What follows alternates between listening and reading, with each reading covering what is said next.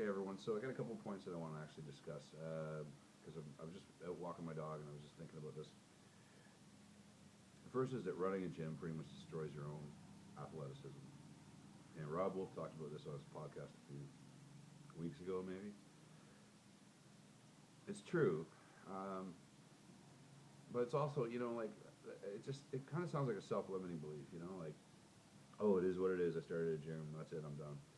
Uh, I've got nowhere near where I want to go in my lifting career, and I have had some setbacks from opening a gym. I put on some weight because the stress causes me to gain weight, and it's a very stressful job, you know.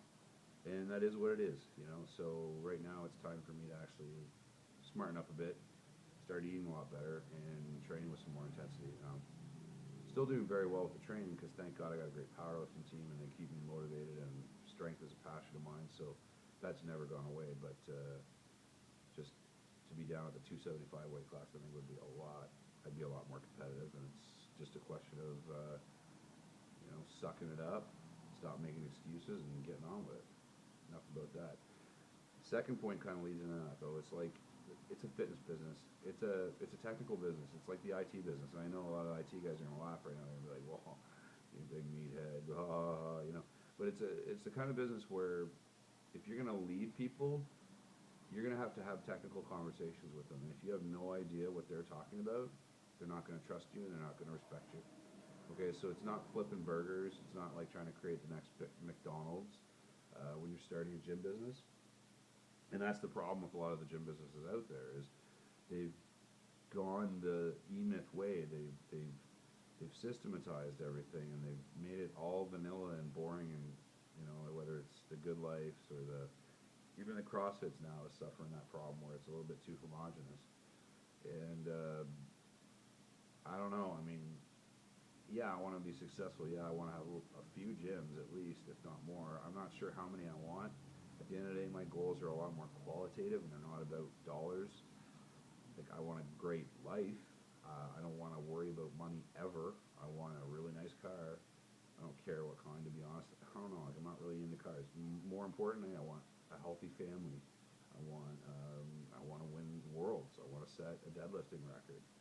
You know, I want thousands of clients to thank me for having a great experience, an elite experience. Like, those are the things that matter to me a lot more than the monetary ones. And I understand enough about this business to know that if you don't have some quantifiable fitness financial goals, you're going to run into problems because you don't know which way to steer the ship. But at the same time, I find a lot of businessmen or entrepreneurs. The word entrepreneur kind of makes me a little queasy nowadays. There's a lot of entrepreneurs out there that are really just selling protein shakes. But anyways, they focus on that side of it. All they want to do is get rich. Like, that's their end state. And I'm like, that's not. I don't see that as being a happy end state. But anyway, maybe that's just me. So to sum up the 2 points, one, if you're going to start a gym, be realistic. Don't expect that you're also going to, compete in that year's bodybuilding competition because you're not. Okay, you gotta prioritize things. You gotta let your fitness downgrade for a bit. Don't beat yourself up about it. But then as soon as you can, get back onto it, because the second point was, it's not just being a manager or sitting back in the office and running things.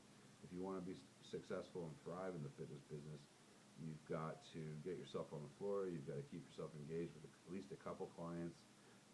You can't abdicate your core capability, I guess, as Dave Tate would say. All right, well, those are my random thoughts for today. Have a great one, guys. I'm going to go cook up some fresh market bought bacon. Yeah. Cheers.